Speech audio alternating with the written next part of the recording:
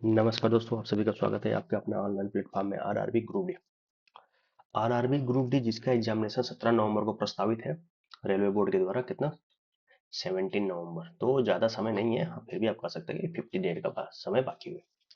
तो उसी के सिलसिले में हमने एक नया इनिशिएटिव लिया है कि हम साइंस को कंप्लीट कर रहे हैं, और साइंस को हम सिंपल वे में करते हुए चल रहे हैं। अभी हमने ऑलरेडी 1 वीडियो अपलोड कर रखा है, एक वीडियो अपलोड हो चुका है, और उसके पहले एक वीडियो और अपलोड हुआ था जो कि सिलेबस से था, इससे रिलेटेड कौन कौन से इंपॉर्टेंट टॉपिक है। उतना भी टॉपिक कर लेंगे आप, तो जो भी उसमें इंपॉर्टेंट बताया गया उतना भी कर लेंगे, तो आराम से आप 25 मार्क्स में से 20 से 22 मार्क्स तक गेन कर लेंगे। तो ज़्यादा इसके लिए ज़्यादा टेंशन लेने की जरूरत नहीं है, बहुत ईजी वे में सब कुछ हो जाएगा।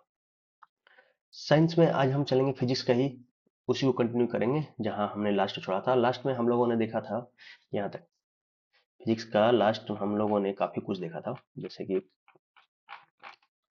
यूनिट वगैरह देख लिया था, फंडामेंटल यूनिट जो कि 7 होता है। जो भी लोग देखे हैं उन लोगों को पता होगा। और कौन कौन से हैं पूरक मात्रक, कौन कौन से हैं लंबाई के मापन, दूरी द्रव्यमान के, ये सभी चीजों को हम लोगों ने देख लिया था। समानता जनरल जो मेजरमेंट होता है, जनरल यूनिट है, जैसे ये सब चीजें, वो सब चीजें हम लोगों ने देख लिया।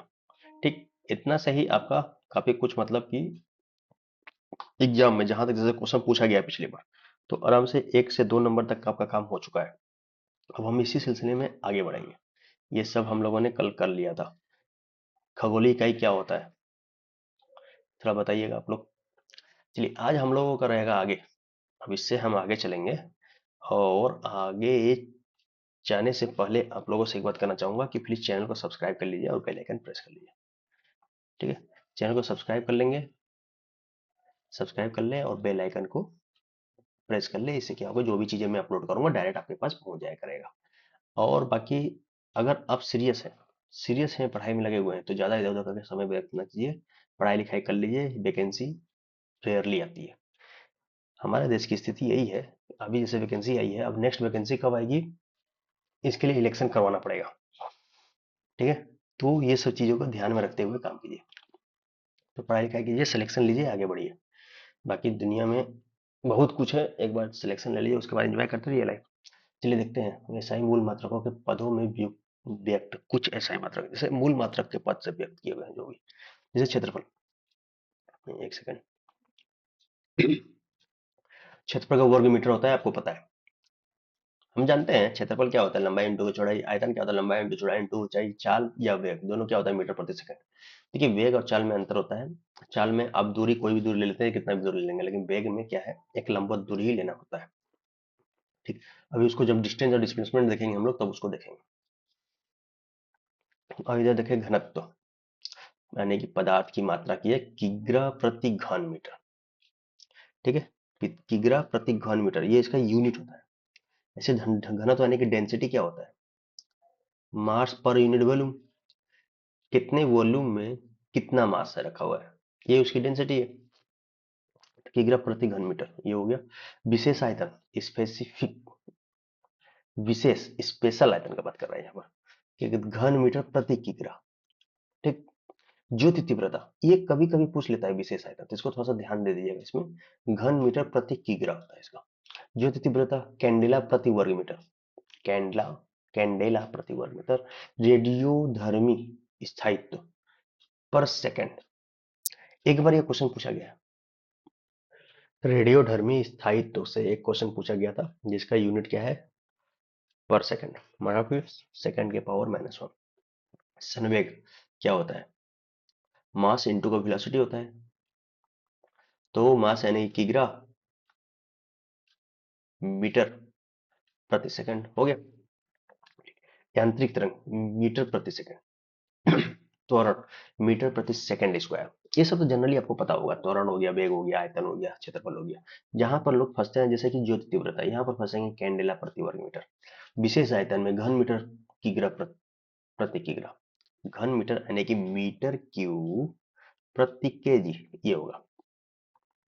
ये है विशेष आयतन। कोणीय संवेग, किग्रा वर्ग मीटर प्रति सेकंड। कोणीय संवेग का क्या हो जाएगा, किलोग्राम वर्ग मीटर प्रति सेकंड। यांत्रिक तरंग मीटर प्रति सेकंड आप लोगों ने देख लिया। कोड़ी संवेग में रेडियन प्रति सेकंड, कोड़ी संवेग रेडियन प्रति सेकंड। ओके, कोड़ी त्वरण रेडियन प्रति सेकंड स्क्वायर। देखो संवेग कोड़ी वेग में आपका मीटर प्रति सेकंड होता है ना, उसको रेडियन प्रति सेकंड बोलेंगे, लेकिन कोड़ी त्वरण में क्या होता है, रेडियन प्रति सेकंड स्क्वायर। समझ गए होंगे बात को। बल लागुण न्यूटन मीटर होता है इसका, बलागुण लिख दिया, लेकिन बलागुण होता है न्यूटन मीटर। ठीक, तरंग संख्या प्रति मीटर में इसको व्यक्त करते हैं, तरंग संख्या प्रति मीटर। अच्छा, परमिबिलिटी मीटर प्रति हेनरी। परमिबिलिटी ऐसे कभी पूछता नहीं है, परमिबिलिटी देख लीजिए आप। द्रव्यमान घनत्व किलोग्राम प्रति घन मीटर। तो देखो द्रव्यमान या द्रव्यमान घनत्व किलोग्राम प्रति घन मीटर, ये हम लोगों ने देखा ना, घनत्व का जो है उसका बात कर रहा है, किलोग्राम प्रति घन मीटर। रेखी घनत्व किग्रा प्रति मीटर। विद्युत धारा घनत्व, देखिए ये क्वेश्चन अभी लास्ट ईयर बीपीएससी में पूछा गया था। विद्युत धारा घनत्व एम्पियर प्रति वर्ग मीटर होता है इसका, एम्पियर प्रति वर्ग मीटर। ठीक है, एक्चुअली वो पूछा था विद्युत धारा डेंसिटी, विद्युत धारा इंटेंसिटी, इसी से रिलेटेड कुछ पूछा था, एग्जैक्ट ध्यान में नहीं आ रहा, लेकिन लास्ट ईयर क्वेश्चन था कुछ इसी से। क्षेत्रफल घनत्व किग्रा प्रति वर्ग मीटर। चुंबकीय क्षेत्र की तीव्रता निकालना है, एम्पियर प्रति मीटर इसका ही जगह यूनिट। एम्पियर प्रति मीटर किसका है, चुंबकीय क्षेत्र की तीव्रता, चुंबकीय आभूषण घनत्व का टेस्ला। चालकता दर घन मीटर प्रति सेकंड। ये सब इतना ज्यादा इधर का इंपॉर्टेंट नहीं है, लेकिन ये सब चीजें जो भी ऊपर था वो सब देख लीजिएगा। ठीक, नीचे अब एसआई मात्रकों के पदों में व्युक्त है, एसआई व्युत्पन्न मात्रक। ठीक है, जैसे कि अब देखिए आवृत्ति का पता है आपको, हर्ट्स होता है, और कई बार एग्जाम में पूछा गया है, एक दो बार नहीं, कम से कम अगर प्रीवियस उठा के देखिएगा तो यूनिट में से अगर 100 क्वेश्चन पूछा तो 10-12 तो यही मिलेगा। ठीक, बल का न्यूटन होता है, ये भी कई बार पूछा गया है। दाब हो गया या तनाव हो गया, दोनों का हो जाएगा पास्कल। दाब या तनाव, तनाव यानी कि टेंशन, टेंशन होता है ना, तो पास्कल में व्यक्त करते हैं। ठीक, ऐसे न्यूटन प्रति मीटर स्क्वायर भी होता है इसका, और पास्कल भी है। शक्ति, उष्मा, विकिरणमान, उष्मी परिमाण दर, ये सभी वाट है। ठीक, देखिए शक्ति का तो वाट होता है, लेकिन उष्मा का वाट नहीं होगा। ठीक, उष्मा का जूल होगा, उष्मी परिमाण दर का हो जाएगा, विकिरण मान का हो जाएगा। ठीक, इसके बाद इधर देखते हैं विद्युत आवेश क्या होता है, कूलाम। कूलाम, विद्युत आवेश का कूलाम। विद्युत विभव, विभवांतर, विद्युत चालन, इसका क्या हो जाएगा, वोल्ट। तो विद्युत विभव आपको पता है, या विभवांतर वोल्ट होता है। धारिता यानी कि कैपेसिटर, धारिता यानी कि कैपेसिटर, कैपेसिटर क्या हो जाएगा, फेराड। प्रतिरोध यानी कि रेजिस्टेंस का ओम। बाधा ऊर्जा, पार्थ पार्थकटन ताप, ये नहीं होगा, ऐसे इसको छोड़ दीजिए, ये कहीं पूछने वाला नहीं है। कोणीय चालिकता, एंट्रोपी, एंट्रोपी कभी कभी पूछ लेता है, जूल प्रति केल्विन। ठीक, विद्युत आवेश, विद्युत एंट्रोपी, जूल प्रति इलेक्ट्रॉन वोल्ट। विद्युत एंट्रोपी और एंट्रोपी। आघूर्ण न्यूटन मीटर आघूर्ण का होता है। विशिष्ट उष्मा, गुप्त उष्मा। अब देखिए विशिष्ट उष्मा या गुप्त उष्मा, इन दोनों का एक ही होगा, जूल प्रति किग्रा केल्विन। उष्मा का तो आपका क्या हो जाता है, जूल। ठीक है, कोड़ी आवेश किग्रा मीटर सेकंड। देखिए उष्मा, ठीक, कार्य, और एक क्या होता है, इस सब का यूनिट जो है जूल होता है। उष्मा हो गया, कार्य हो गया, और ऊर्जा हो गया। ठीक, इन तीनों को ध्यान में रखिएगा, कई बार केवल इसी से क्वेश्चन पूछ लिया है। विकिरण तीव्रता वाट प्रति मीटर। विद्युत क्षेत्र, चुंबकीय क्षेत्र, ये एक पूछ लेता है, चुंबकीय फ्लक्स का वेबर। चुंबकीय क्षेत्र, क्षेत्र का हेनरी प्रति मीटर। ठीक, विद्युत क्षेत्र का हो जाएगा वोल्ट प्रति मीटर। ठीक, उसके बाद इधर चुंबकीय संवेदन फ्लक्स घनत्व जूल सेकंड, हाँ ये पूछ लेते हैं कभी कभी फ्लक्स घनत्व का, लेकिन ग्रुप डी के लिए इतना ज्यादा ये सब डीप में नहीं जाएगा, आपको एक्चुअली क्लास 10th के लेवल तक रखना है उसको। विकिरण की तीव्रता वाट प्रति, ये भी इतना नहीं पूछने वाला है आपको। विद्युत धारा तीव्रता है, ये ध्यान में रखिए, वोल्ट प्रति मीटर। और विद्युत फ्लक्स कूलाम प्रति वर्ग मीटर। विद्युत फ्लक्स, चुंबकीय फ्लक्स का वेबर होता है, लेकिन विद्युत फ्लक्स का क्या होता है, कूलाम प्रति वर्ग मीटर। ये बात आपको ध्यान में रखनी पड़ेगी, ये बात ध्यान में रखना है। तो यहाँ तक जितना हम लोगों ने देख लिया, ये क्या था कि एक जनरली यूनिट पूछ लेता है ये सब चीजें, कोड़ी मतलब कि जो भी चीजें हैं यूनिट दे देगा, अब पूछ लेगा इसका मात्रक क्या होता है, तो बताने में आपको आसान रहेगा, इसलिए इसको लेकर के आया गया। ठीक है, चलिए नेक्स्ट करते हैं, उपकरणों द्वारा ऊर्जा का रूपांतरण। अब नेक्स्ट टॉपिक में आ गया। फिलहाल ये सभी चल रहा है आपका, एक तरफ से मतलब ये वो नहीं है कि हाँ आपको एक एक करके एक एक यूनिट या हम सिलेबस कवर कर रहे हैं। हम इसमें ये कर रहे हैं कि आपका जहां जहां से क्वेश्चन बनता है एग्जाम में, उस टॉपिक को हम इसमें कंप्लीट किए हैं। ठीक, उस टॉपिक को जहाँ जिस जिस टॉपिक से क्वेश्चन पूछा जाता है, ठीक है, तो उसी पैटर्न में आगे क्या है, उपकरणों द्वारा ऊर्जा का रूपांतरण। अब जैसे कि डायनेमो, डायनामो का क्या काम होता है, डायनेमो क्या करता है, आप देखते हैं ना, कोई भी मोटर गाड़ी जैसे ट्रैक्टर होगा, ट्रैक्टर में देखे होंगे डायनेमो लगा रहता है लेफ्ट साइड में। ठीक, आगे से नहीं, ट्रैक्टर आगे खड़ा हो जाएंगे तो राइट साइड हो जाएगा, ऐसे लेफ्ट साइड रहता है, किसी किसी में राइट साइड भी रहता है, डायनेमो लगा रहता है। तो वो क्या करता है, मैकेनिकल एनर्जी को विद्युत एनर्जी में कन्वर्ट करता है, मतलब कि बैटरी चार्ज करने का काम करता है वही। ठीक, उसके बाद माइक्रोफोन, ये क्या करता है, आपके ईयरफोन में लगा है माइक्रोफोन, ध्वनि ऊर्जा को विद्युत संकेत में रूपांतरित करता है। आप जो भी बोल रहे हैं चले जा रहा है उसमें। ठीक, तो क्या कर रहा है, साउंड, जो भी साउंड एनर्जी है उसको इलेक्ट्रिकल एनर्जी में कन्वर्ट कर रहा है। डायनेमो मैकेनिकल एनर्जी को इलेक्ट्रिकल एनर्जी में। लाउड स्पीकर ये क्या कर रहा है, तो अब लाउड स्पीकर में क्या करते हैं, आप साउंड सुनते हैं, माइक्रोफोन में आप बोलते हैं सो आवाज जाता है, लेकिन लाउड स्पीकर में आप सुनते हैं, लाउड स्पीकर से। तो लाउड स्पीकर से अगर आप सुन रहे हैं तो क्या हो रहा है कि आपको साउंड मिल रहा है, तो कहाँ से मिल रहा है, इलेक्ट्रिक से, विद्युत ऊर्जा को ध्वनि ऊर्जा में रूपांतर कर दे रहा है। सौर सेल ये क्या करता है, सूर्य की ऊष्मा का उपयोग कर विद्युत ऊर्जा में रूपांतरण। मतलब कि सौर सेल क्या है कि सूर्य का जो भी ऊष्मा मिला, सूर्य की किरण से उसको जो भी ऊष्मा मिली, उससे उसको विद्युत ऊर्जा में यानी कि इलेक्ट्रिक एनर्जी में रूपांतरित कर रहा है। तो एक तरफ से हम ये बोल सकते हैं क्या, सूर्य की ऊष्मा को विद्युत ऊर्जा में रूपांतरित कर रहा है हमारा सौर सेल। और कई बार ये क्वेश्चन में पूछा गया है, ये डायनेमो, माइक्रोफोन, सौर सेल, अभी आगे मिलेगा विद्युत मोटर, वो सब मतलब कि फेवरेट है एकदम से रेलवे वालों का। लाउड स्पीकर हो गया, ये हो गया। ट्यूबलाइट क्या करता है, विद्युत ऊर्जा का प्रकाश ऊर्जा में रूपांतरण। विद्युत हीटर क्या करता है, विद्युत ऊर्जा की ऊष्मीय ऊर्जा में रूपांतरण। कार की बैटरी क्या करता है, तो रासायनिक ऊर्जा को विद्युत ऊर्जा में बदलता है। केमिकल एनर्जी को, अब देखिए इसमें क्या है, इलेक्ट्रोड में क्या यूज किया जाता है कार की बैटरी में, बताइए। ठीक, रासायनिक ऊर्जा को विद्युत ऊर्जा में। एक क्वेश्चन है भाई आपके लिए, कार का बैटरी में इलेक्ट्रोलाइट के रूप में क्या यूज किया जाता है, पंखा। विद्युत ऊर्जा को यांत्रिक ऊर्जा में बदलता है, मतलब कि इलेक्ट्रिकल एनर्जी को मैकेनिकल एनर्जी में बदल रहा है, जिससे क्या है, आपकी हवा मिल रही है, मिजाज फ्रेश हो जा रहा है। वायु चक्की, पवन चक्की एक तरह से बोलिए, वायुमंडल की पवन ऊर्जा को यांत्रिक ऊर्जा में मैकेनिकल एनर्जी में बदल रहा है ये, पवन चक्की। जलता हुआ दीपक लैंप,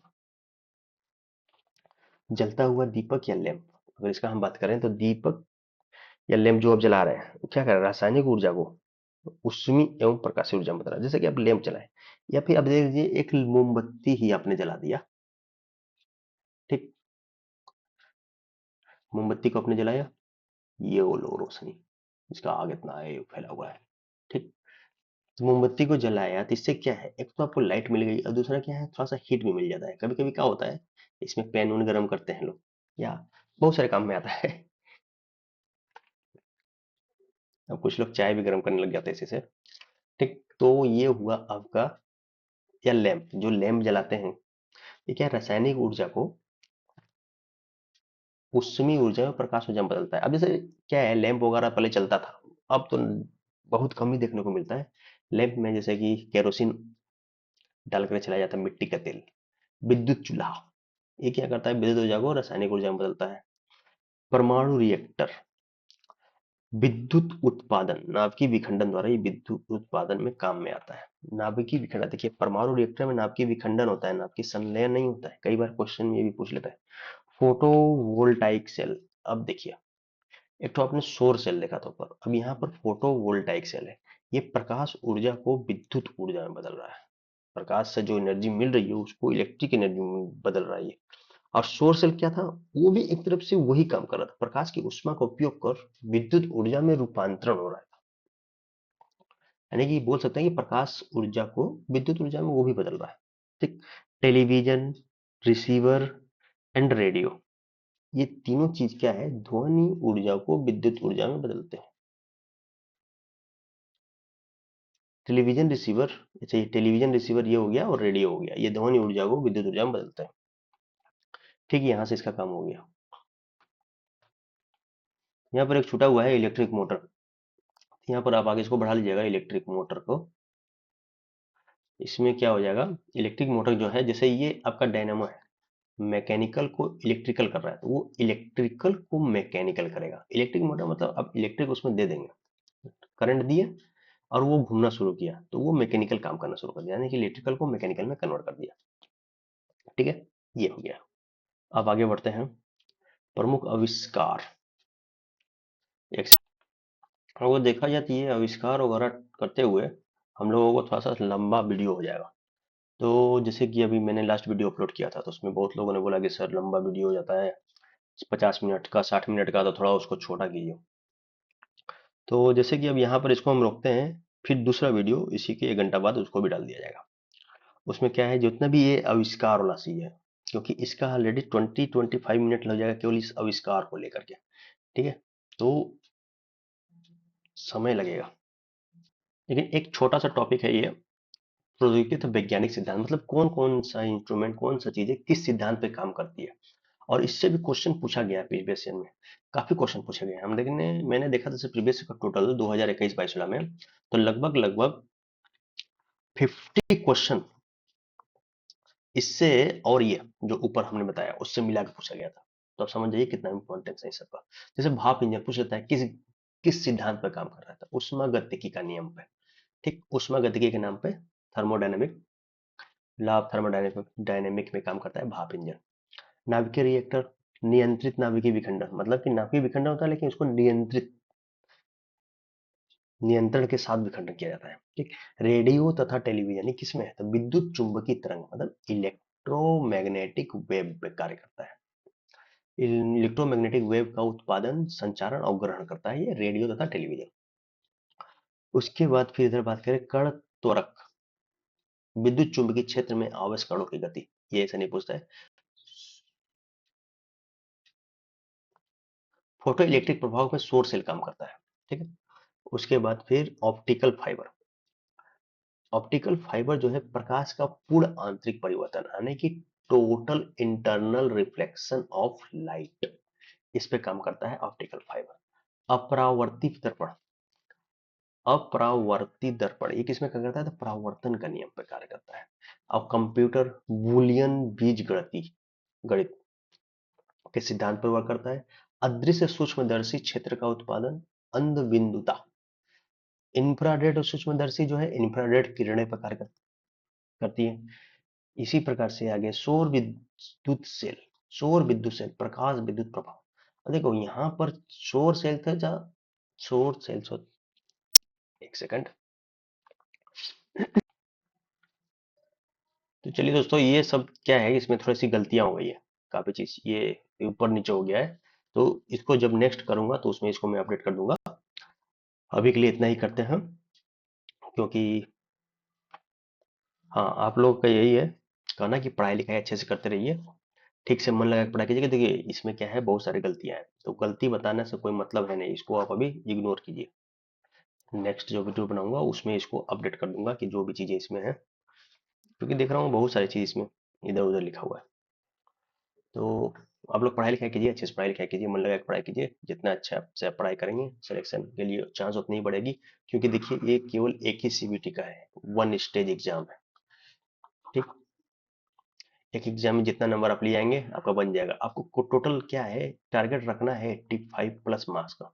और 85 प्लस मार्क्स तभी आएगा जब आपका प्रिपरेशन, आपने जो किया किया नहीं किया वो अलग बात है, लेकिन ये 50 डेज को अगर आप ठीक से संभाल लिए, दोस्ती यारी, घर परिवार, गर्लफ्रेंड बॉयफ्रेंड, जो भी चीज सबको अगर इधर उधर थोड़ा सा साइड में रख करके अगर इस जो 50 डेज है इसको अगर आपने यूटिलाइज कर लिया, ये 85 मार्क्स बहुत ज्यादा दूर नहीं है, ये आपके करीब आ जाएगा तुरंत।